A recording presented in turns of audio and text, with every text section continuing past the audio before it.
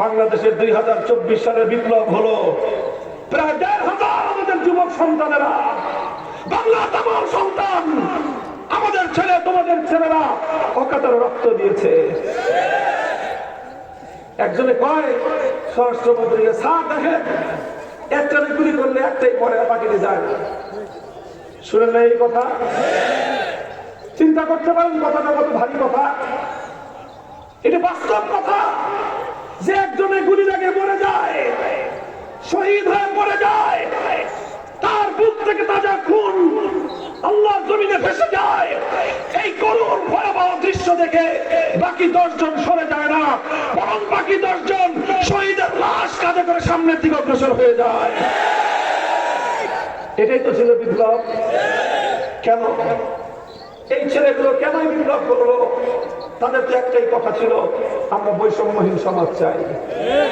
এই যে শরীফ ওসমান হাদি গুলি করে তাকে খুন করলা, কি ছিল অপরাধ? তার একটাই অপরাধ। তার কথা ছিল দেখেন, 1 বছরে একটা কথা, একটা শব্দ কয়েক হাজার বার সে উচ্চারণ করেছে, ইনসাফ, ইনসাফ, ইনসাফ।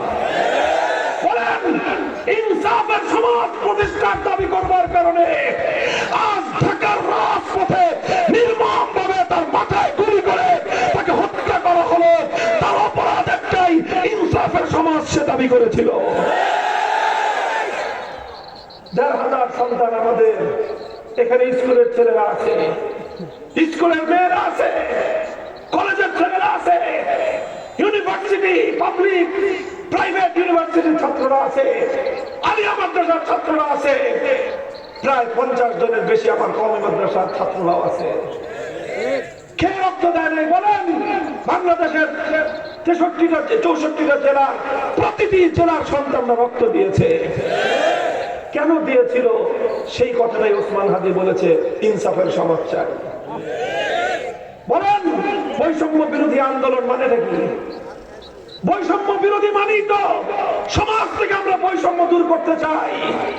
হে বাংলার ছাত্র জনতা, হে আমার বৃদ্ধ তৌহিদি জনতা, কৃষক, শ্রমিক, মজদুর, একটা কথা তোমরা শুনে রাখো, তোমরা যে বৈষম্যহীন সমাজ গড়বার চিৎকার করতেছো, তোমরা যে ইনসাফের জন্য চিৎকার করতেছো, সেই ইনসাফ, সে বৈষম্যহীন সমাজ যদি করতে চাও, আল কোরআনের সমাজ ছাড়া বিকল্প রাস্তা নাই।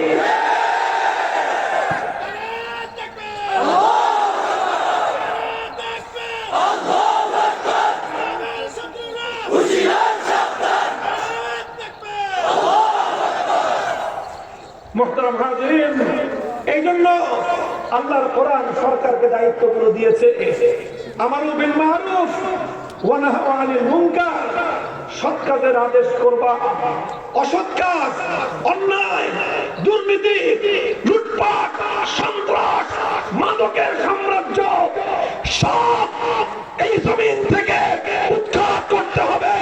মাদকের সমস্ত আখড়া জ্বালিয়ে পুড়িয়ে সারখার করে দিতে হবে।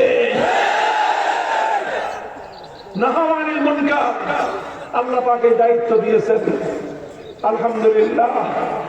হে আমার বাংলাদেশের মানুষ, আমার আখেরি পয়গাম তোমাদের কাছে একটা কথা, দেখো, যেই সমাজ ব্যবস্থার কথা আল্লাহর কোরআন বলেছে, ইসলাম এবং মুসলমানরা যতদিন সেই কোরআনী সমাজ ব্যবস্থার দিকে ফিরে না আসবা, পৃথিবীতে সম্মান, মর্যাদা, সমৃদ্ধি কোনো কিছুই তোমাদের কপালে জুটবে না।